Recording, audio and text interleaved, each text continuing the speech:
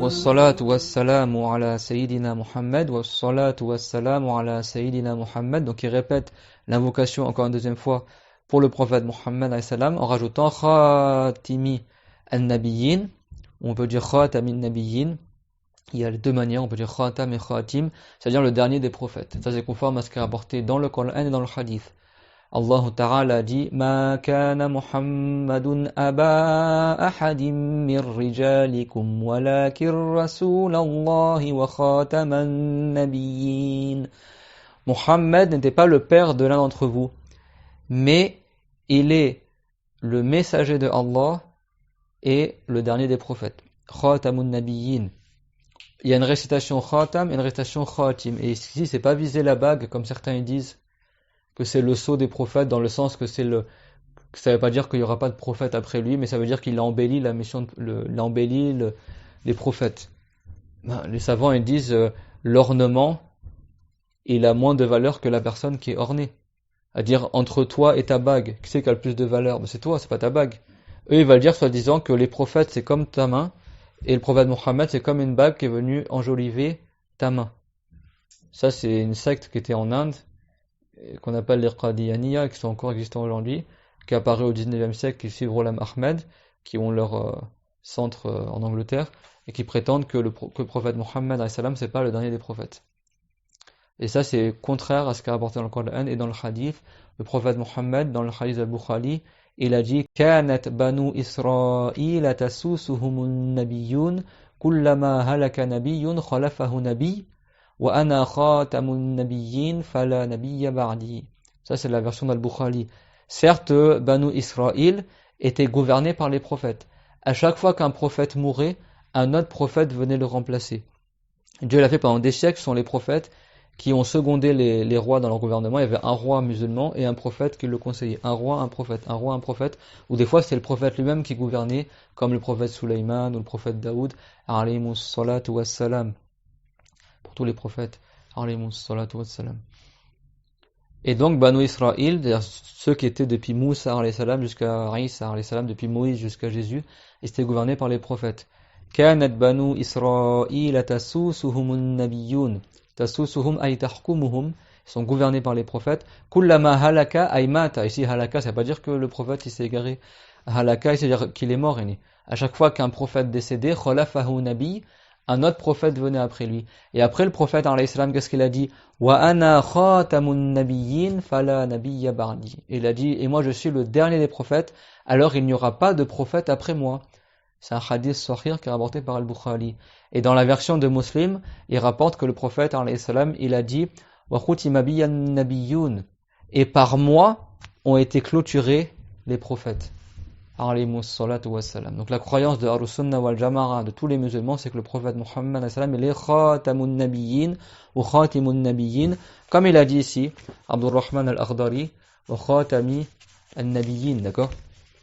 Il a dit ala Sayyidina Muhammadin khatimin nabiyyin wa imam al-mursalin. On l'appelle l'imam des envoyés, l'imam des prophètes, parce que quand il y a eu la nuit de l'Isra al-Mi'raj, le 27 de Rajab, le prophète alayhi salam, il a fait imam pour tous les prophètes à Bayt al-Maqdis, dans la mosquée de Jérusalem, et on l'appelle l'imam des prophètes. Imam à la base en arabe, c'est-à-dire le guide. Bon, tous les prophètes sont bien guidés, mais ça veut dire que le prophète était devant eux dans la prière. Donc ça, c'est la fin de l'introduction. Après, il continue, rahimahullah. أول ما يجب على المكلف تصحيح إيمانه ثم معرفة ما يصلح به فرض عينه كأحكام الصلاة والطهارة والصيام ويجب عليه أن يحافظ على حدود الله ويقف عند أمره ونهيه. Donc l'auteur là il commence réellement l'introduction et dit la première chose qui est un devoir sur la personne responsable, le mukallaf. Awwalu ma yajibu ala al-mukallaf. Le mukallaf en arabe, c'est-à-dire celui qui a été chargé des obligations et d'éviter les interdits. Celui qui est chargé en arabe, kallafa yukallif, ça veut dire chargé, mettre sur tes épaules, yani te donner en charge cette chose-là. Mukallaf, c'est l'enfant lorsqu'il devient pubère. si la personne elle est pubère, saine d'esprit, et qu'elle a entendu la base de l'appel à l'islam, c'est-à-dire qu'il n'y a qu'un seul Dieu, c'est Allah, et que Mohammed est le prophète de Dieu, et qu'il n'était pas fou, et qu'il était pubère, c'est environ 15 ans lunaires, ou plus chez certains savants, si son sperme elle est sorti, ou si la fille elle a les menstrues, il n'est plus un enfant ou une petite fille, il est devenu un adulte. Donc dès que l'enfant il devient pubère, si il a sa raison, et qu'il a entendu l'appel à l'islam, ce qu'on dit dans les deux témoignages, dans l'attestation de foi, ou dans l'appel à la prière quand on fait l'adhan, eh bien on considère qu'il est mukallaf, c'est-à-dire qu'il est responsable. D'accord? C'est-à-dire qu'il est responsable. Tout comme le prophète Aïssa l'a dit dans le hadith rapporté par Ahmad ibn Hanbal, Rufir al-qalamu an thalas, an al-na'im hatta yastayqiz, wa an al-majnun hatta yafiq, wa an al-sabi hatta yahtalim. Ça veut dire que les actes de la personne ne sont pas notés pour 3 types de personnes. Le qalam il est levé pour eux, c'est-à-dire que les anges ne notent pas. Ces gens-là ne seront pas jugés au-delà. Et il a cité celui qui est endormi jusqu'à qu'il se réveille, celui qui est fou jusqu'à qu'il retrouve la raison, et l'enfant jusqu'à qu'il devienne pubère. Et pour l'appel à l'islam, parce que Allah Ta'ala a dit dans le Coran, وَمَا كُنَّا مُعَذِّبِينَ حَتَّى نَبْعَثَ رَسُولًا. C'est-à-dire que Dieu ne châtie pas les gens, si ce n'est après leur avoir envoyé le message par le biais d'un messager. Donc les savants, la plupart des savants, ils ont dit que si la personne elle n'a pas entendu l'appel à l'islam, que ça soit pour l'existence de Dieu et l'existence du prophète Mohammed, elle est excusée et dans au-delà, elle ne sera pas châtiée. Elle ne sera pas châtiée. Donc ça, c'est la personne responsable. C'est qui le responsable? Alors, 3 conditions. Pubère, saint d'esprit, et il a entendu l'appel à l'islam. Si quelqu'un devient responsable, il devient concerné par l'obligation de croire en Allah Ta'ala et de faire la prière et de jeûner, etc. en fonction de sa capacité, comme ils ont détaillé les savants. Donc là, l'auteur, rahimahullah, qu'est-ce qu'il a dit? Awwalu ma yajibu ala al-mukallaf. La première chose qui est obligatoire sur la personne responsable, c'est quoi? Tashihu imani. Le fait de corriger sa croyance. C'est la meilleure des œuvres. Quand le prophète il lui a été interrogé, il lui a été demandé Ma huwa afdalul a'mal, c'est quoi la meilleure des œuvres? Il a dit Imanun billahi wa rasulihi. Ça veut dire d'avoir la foi en Dieu et en son messager. Et dans la version de Muslim, c'est la version d'Al-Bukhari, dans Muslim, il a dit Imanun la shakka fihi. Imanun la shakka fihi. Une foi sans douter. Et la foi, la base de la foi, c'est de croire que Dieu, il existe, qu'il a tout créé, le bien comme le mal, le beau comme le laid, comme il a dit Subhanahu wa khalaqa kulla shay', et que Dieu ne ressemble pas à ce qu'il a créé, que sa parole c'est pas un son, ni des lettres, ni une langue, que Dieu l'a pour attribut la vie, et que sa vie elle n'est pas faite de chair, ni de sang, ni d'âme, que sa vie elle n'a pas de début, elle n'a pas de fin, que Allah Ta'ala il sait tout, et que sa science elle n'augmente pas, elle diminue pas, sa science est éternelle, elle n'a pas de début, elle n'a pas de fin, on ne peut pas l'imaginer, que Dieu n'a pas besoin de ce qu'il a créé. Et ça, Inch'Allah, je vous promets, Inch'Allah, que dans un autre cours, on étudiera un autre livre de l'école malikite qui est très connu au Sénégal ou dans les pays en Tunisie, au Maghreb, tout ça, qui est un petit livre pour les enfants où dedans il cite tous les attributs de Allah Ta'ala et on le fera en détail. Dieu a pour attribut également la toute-puissance, l'ouïe, la vue, la volonté, le fait qu'il ne ressemble pas à ce qu'il a créé, le fait qu'il n'ait besoin de rien, al-mukhalafatul al-khawadif, le qiyam bin nafs, que Dieu n'a besoin de rien. Et ça, chacun de ces attributs-là, ils ont leurs preuves dans le Coran, et ça on le verra dans un prochain cours. La parole, Dieu l'a dit, wa kallama Allah Musa taklima. Dieu a véritablement parlé à Moussa.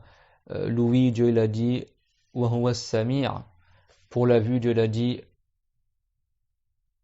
al-basir, celui qui a pour attribut la vue. Pour la volonté, Dieu l'a dit, illa an yasha Allah, sauf si Dieu le veut. Pour la toute-puissance, wa huwa ala kulli shay'in qadir, Dieu est sur toute chose tout-puissant. Pour le fait que Dieu ne ressemble pas à ses créatures, il y a beaucoup d'ayats dans le Coran, wa lam yakul lahu kufuwan ahad, c'est parmi les plus connus, laysa kamithlihi shay', à dire personne n'est équivalent à Dieu, wa lam yakul lahu kufuwan ahad, laysa kamithlihi shay', il n'y a pas une chose qui est similaire à Allah, fala tadribu lillahi al-amthal, n'accordez pas des ressemblants à Dieu, hal ta'lamu lahu samiyya, connaîtrais-tu un équivalent à Allah? Et beaucoup de ayats. Également, Dieu n'a pas de début, il a dit Huwal Awwal, celui qui existait avant toute chose. Il n'a pas de fin, Huwal Akhir, c'est-à-dire celui qui n'a pas de fin. Dieu l'a pour attribut également le fait qu'il soit unique, c'est-à-dire qu'il n'y a pas un autre Dieu que lui, personne n'a les attributs que Dieu a. personne ne crée comme Dieu y crée. Dieu il a dit Qul huwa Allahu ahad, dit Dieu est unique. Voilà, donc vous avez vu chaque attribut, il est dans le Coran. C'est pour ça que tous les savants sunnites musulmans ils citent ces 13 attributs-là qu'on vient d'évoquer dans leurs livres, que ce soit Shafirite, Malikite ou autre. Ça c'est connu. Et donc, de croire également que tous les prophètes étaient musulmans, que tous les prophètes ont un mérite plus que tout le reste des créatures. Dieu l'a dit, وَكُلًّا فَضَّلْنَا عَلَى الْعَالَمِينَ. Chacun des prophètes, on leur a accordé un mérite plus que tout autre, que tous ils sont musulmans. Dieu l'a dit, وَمَا أَرْسَلْنَا مِن قَبْلِكَ مِن رَّسُولٍ إِلَّا نُوحِي إِلَيْهِ أَنَّهُ لَا إِلَهَ إِلَّا أَنَا فَاعْبُدُونِ. Dans Surat Al-Anbiya, Dieu l'a dit وَمَا أَرْسَلْنَا مِن قَبْلِكَ مِن رَّسُولٍ إِلَّا نُوحِي إِلَيْهِ أَنَّهُ لَا إِلَهَ إِلَّا أَنَا فَاعْبُدُونِ. On n'a pas envoyé avant toi de messagers sans qu'à chacun d'entre eux, on leur ait révélé qu'il n'y a pas d'autre Dieu que moi, alors adorez-moi. Également dans Surat Al-Baqarah, en rapportant la parole des compagnons, Dieu l'a dit لَا نُفَرِّقُ بَيْنَ أَحَدٍ مِّن رُّسُلِهِ. On ne fait aucune distinction entre les prophètes. Et le prophète Mohammed dans les hadiths sahih, il a dit أَفْضَلُ مَا قُلْتُ أَنَا وَالنَّبِيُّونَ مِن قَبْلِي لَا إِلَهَ إِلَّا اللَّهُ وَحْدَهُ لَا شَرِيكَ لَهُ لَهُ الْمُلْكُ وَلَهُ الْحَمْدُ وَهُوَ عَلَى كُلِّ شَيْءٍ قَدِيرٌ. La meilleure parole que j'ai dite moi ainsi que les prophètes qui m'ont précédé, c'est il n'y a de Dieu que Allah, la ilaha illallah, unique sans associé, wahdahu la sharika la, lahul mulku wa lahul hamdu. C'est lui qui possède toutes choses, c'est lui qui a la louange, qui mérite la louange absolue. Wa huwa ala kulli shay'in qadir, et il est sur toutes choses tout puissant. Et les prophètes sont bien sûr préservés de la mécréance, parce que Dieu a dit dans le Coran wala yarda li ibadihi al-kufr. Dieu n'agrée pas de la part de ses esclaves la mécréance, donc bien sûr les prophètes n'étaient pas mécrants parce qu'ils sont agréés par Allah Azza wa Jal. Les prophètes sont préservés des grands péchés, comme la fornication, boire de l'alcool, tuer un musulman injustement, consommer le riba, l'usure, manger du porc, boire de l'alcool.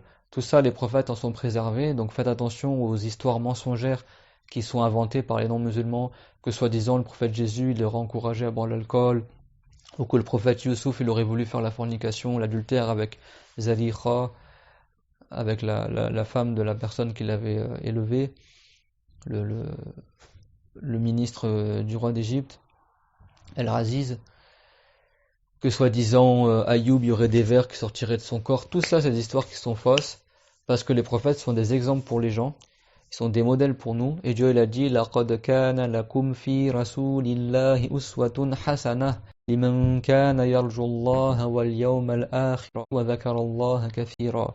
Il y a certes dans le messager de Allah, sallallahu alayhi wa sallam, un exemple pour vous, pour ceux qui espèrent la récompense au jour dernier et qui évoquent beaucoup Allah. Donc les prophètes sont des exemples.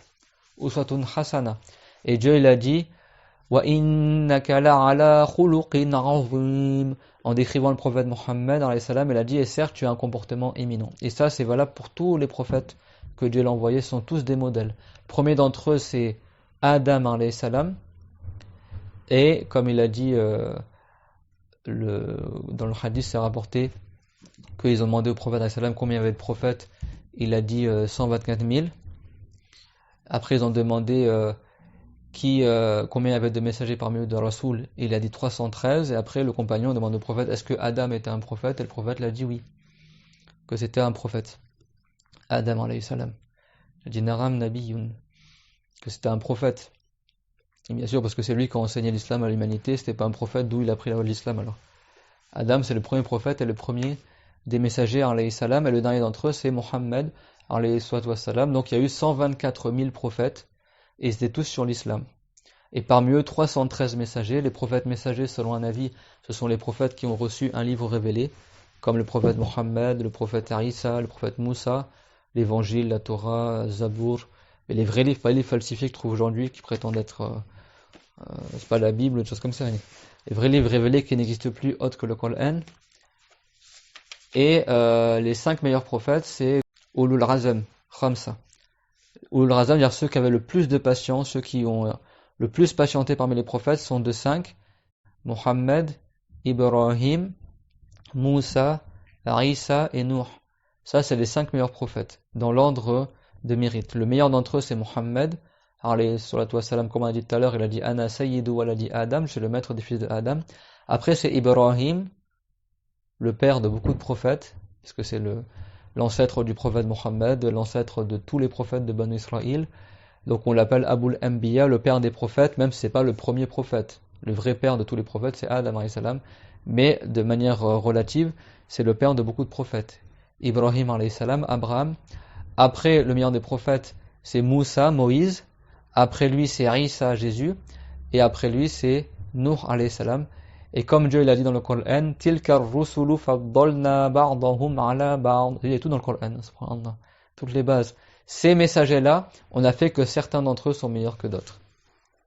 C'est vrai que Dieu l'a dit, parmi eux, il y en a à qui Dieu l'a parlé, parmi eux, il y en a, ils ont eu autre chose. Moussa et Mohammed alayhi salam, c'est les deux seuls prophètes à qui Dieu a parlé par une parole qui n'est ni un son, ni des lettres, ni une langue, sans que ça prenne place dans leur oreille, par une parole qui ne ressemble pas à notre parole à nous. On dit kalamullah, mais ça n'a rien à voir avec notre parole à nous. L'attribut de Allah, on ne peut pas l'imaginer, tout comme Dieu, on ne peut pas l'imaginer, tout comme Dieu a dit dans le Coran, wa anna ila rabbikal muntaha. Ubay ibn Karm, le compagnon honoré, il a dit ilayhi yantahi fikru man tafakkar. Lui et d'autres savants de Al-Sunnah wal Jama'a. Lui, c'était un compagnon du prophète. Comment elle explique cette ayah? À Dieu s'arrête l'imagination de celui qui réfléchit. On ne peut pas imaginer Allah Azza wa Jal. C'est ça, être musulman. Si tu crois en tout ça, et bien sûr, les petits péchés aussi qui montrent une bassesse de caractère, comme voler une bouchée de pain ou un bouquet de radis, ou tel que cela, les prophètes, ils en sont préservés. Et certains savants, ils ont dit que même aucun péché, les prophètes, ils font. Même des petits péchés qui ne montrent pas un manque de mérite, etc., les prophètes, ils font pas. Donc il y a deux avis chez les savants sunnites. Certains savants sunnites et Ashralites, ils ont dit que c'est possible qu'un prophète il fasse un petit péché, mais qui n'est pas un péché de bassesse, mais il en fait immédiatement le repentir avant que les gens suivent le prophète en cela, comme ça s'est passé avec Adam alayhi salam, et comme le montre le sens apparent des ayats et des hadiths. Que Adam a désobéi à son Seigneur lorsqu'il a mangé de l'arbre interdit au paradis, mais il en a fait immédiatement le repentir, comme Dieu l'a dit, Fata baralay, et Dieu l'a fait miséricorde. À cette époque-là, c'était pas encore un prophète. Et ceux qui ont dit que c'est possible qu'un prophète fasse un petit péché, ils disent, la plupart d'entre eux, ils disent que c'était avant qu'il soit prophète. Que ce soit pour le prophète Adam, le prophète Moussa, le prophète Daoud, ceux qui ont dit que c'est possible qu'il fasse un péché qui n'est pas un petit péché de bassesse, ils ont dit que ça a eu lieu avant qu'il soit prophète, donc les gens ils ne le prenaient pas encore comme guide. D'accord? Et certains ils ont dit que même avant leur mission de prophète, c'est impossible qu'ils fassent des péchés. Il y a divergence chez les savants sunnites, mais ça ou ça, c'est pas contraire à la religion, tant qu'on n'a pas pour croyance qu'un prophète il a fait de la mécrance ou un grand péché, ou un petit péché qui montre une perversité chez la personne, comme se cacher pour voir les filles en cachette, ou mentir, des choses comme ça. Ça c'est impossible pour les prophètes, impossible. Parce que Dieu les a élevés dans un degré qui est plus que tout le reste des créatures. Mais ça reste des êtres humains. Ça reste des êtres humains. Comme Ibrahim il a dit, وَالَّذِي أَطْمَعُ أَنْ يَغْفِرَ لِي خَطِيئَتِي يَوْمَ الدِّينِ. Et celui dont j'espère qu'il me pardonnera mon péché au jour dernier. Certains ils ont interprété le péché dans le sens que c'était un écart, mais qui n'était pas jusqu'au stade du péché. Mais comme les prophètes ils ont un haut mérite, on l'a nommé péché par rapport à leur degré, mais en réalité c'était pas un vrai péché au sens propre, mais c'était au sens figuré. Certains ils ont interprété comme ça les textes, que par rapport à leur rang élevé, on appelle ça péché marsiya, parce que c'était un écart qui n'est pas jusqu'au stade du péché, mais par rapport à leur rang, c'est comme si ils avaient fait un péché. Comme ça, certains ils ont interprété les textes, et il y en a ils ont pris les textes au sens apparent, mais ils ont dit c'est pas un péché qui est contraire au rang des prophètes, et c'est très très rare que ça ait lieu, et si ça a eu lieu, ils en font immédiatement le repentir avant que les gens le suivent en cela. C'était ça l'avis de Abul Hassan al-Ash'ari également, et la plupart des savants ash'arites disent comme ça. Mais après, le Qadi Iyad, al-Nawawi et d'autres, ils ont eu d'autres avis, que l'autre avis qu'on a cité. Mais même al-Nawawi, dans le commentaire de Sahih de Muslim, il indique que la plupart des savants ash'arites, ils ont dit que c'est possible qu'un prophète il fasse un petit péché, mais qui n'est pas un péché de bassesse. Et après, il y a beaucoup de savants malikites qui, eux, ils ont pris l'avis que Qadi Iyad il a énoncé également, qui est qu'ils ne font pas du tout de péché. Et il n'y a pas de nuisance dans cette croyance-là aussi, tout comme c'est dans Ad-Durr al-Thamin et d'autres livres malikites. Tu peux croire comme ça ou comme ça. Les deux, c'est pas l'égarement, à condition que tu n'attribues pas au prophète Mohammed et aux autres prophètes quelque chose qui n'est pas digne du rang des prophètes. Donc c'est ça, corriger sa croyance. De pas croire que Dieu il aurait un enfant, que Dieu il serait un corps, que Dieu serait sur terre ou dans le ciel ou partout, ou que Dieu serait une âme ou une lumière. Allahu nuru samawati wal ard. Ça veut pas dire Dieu est la lumière des cieux et de la terre. Nour, ça c'est un nom en arabe. Pour Dieu, ça veut dire soit le créateur de la lumière, ou soit, comme il l'a interprété Abdullah ibn Abbas, Tarjuman al-Qur'an, le compagnon qui était parmi ceux qui connaissaient le mieux le tafsir du Qur'an, il a dit Ayil Hadi, que Dieu il est celui qui guide, celui qui a guidé les anges qui habitent au ciel, et les hommes et les djinns, et les anges qui habitent sur terre. Donc il est celui qui guide les gens des cieux et de la terre. Donc il est Nur samawati wal ard, il est le Nur des cieux et de la terre. Et d'autres savants, ils ont dit Nur, ça veut dire celui qui a créé, qui a illuminé les cieux et la terre par la lumière qu'il a créée de la lune, du soleil, des étoiles. Ça veut pas dire que Dieu serait une lumière. Pareil, c'est un exemple de nom qu'on peut employer pour Dieu et pour autre que Dieu, sauf que pour Dieu, An-Nur, ça veut dire celui qui a créé la lumière ou celui qui a créé la lumière de la guidance, Nurul Huda, parce que l'iman, al-iman en arabe on l'appelle aussi Nur, ou alors celui qui a créé donc la lumière du soleil, la lune et des étoiles. Alors que pour la créature, Nur, ça veut dire soit la foi, al-iman, ça c'est un des sens du mot Nur, comme Dieu l'a dit Ashraqatil ardu bi nuri rabbiha dans le Coran, que la terre elle sera illuminée par la lumière de Dieu, c'est-à-dire elle sera illuminée par la vérité et par la foi, et au jour dernier tout le monde connaîtra la vérité. Ça veut pas dire que Dieu c'est une lampe, ou comme le soleil il brille et il illumine, comme certains pourraient croire. Attention aux traductions littérales de gens qui pensent connaître l'arabe et qui traduisent mot à mot et qui traduisent le mot Nur comme si on parlait de la lumière. Non. Et aussi la lumière, Daw en arabe on l'appelle aussi Nur. Après, il faut apprendre la religion et la langue arabe pour savoir qu'est-ce qui est visé par les mots, etc. Donc ça, c'est la première chose qui est obligatoire sur la personne responsable, tashihu imanihi. Thumma ma'rifatu ma yuslihu bihi farda aynihi. Une fois que la personne elle a bien maîtrisé la croyance, et ça montre à quel point même chez les savants malikites et tous les savants sunnites, ils insistent que la première chose que le musulman doit apprendre, c'est la croyance. Pourtant, ce livre-là, Allahu Akbar subhanallah wa bihamdihi, c'est un livre qui traite du fiqh. La plupart du livre, c'est quoi? Purification, prière. Ça s'arrête sous de sahou, la prosternation de l'oubli. Ça ne traite pas tous les sujets de la religion, ce Mukhtasar. Et pourtant, il te dit la première chose que chaque personne doit faire, c'est de corriger sa croyance. C'est la meilleure des œuvres. Tawhid. Parce que si tu n'es pas musulman, tu auras beau prier, beau jeûner, ta prière ne sera pas valable. Ton jeûne ne serait pas valable. Parce que Dieu il a dit, Subhana, وَمَنْ يَعْمَلْ مِنَ الصَّالِحَاتِ مِنْ ذَكَرٍ أَوْ أُنْثَى وَهُوَ مُؤْمِنٌ فَأُولَٰئِكَ يَدْخُلُونَ الْجَنَّةَ وَلَا يُظْلَمُونَ نَقِيرًا. Et ceux qui font des bonnes œuvres, prières, hajj, des aumônes, des sadaqas, qu'ils soient des hommes ou des femmes, en islam, il n'y a qu'une différence par la piété. Que tu sois pauvre ou riche, un homme ou une femme, le mérite sur le jugement de Allah, c'est par la piété. Inna akramakum indallahi atqakum. Inna akramakum indallahi atqakum. Certes, le plus méritant parmi vous, selon Allah, c'est celui qui a le plus de piété. Atqakum. C'est pour ça que le prophète Mohammed, alayhi salatu wassalam, qu'est-ce qu'il a dit? La fadla li arabiyyin ala arjamiyyin illa bit taqwa. Il n'y a pas de mérite pour un arabe sur un non-arabe si ce n'est par la piété.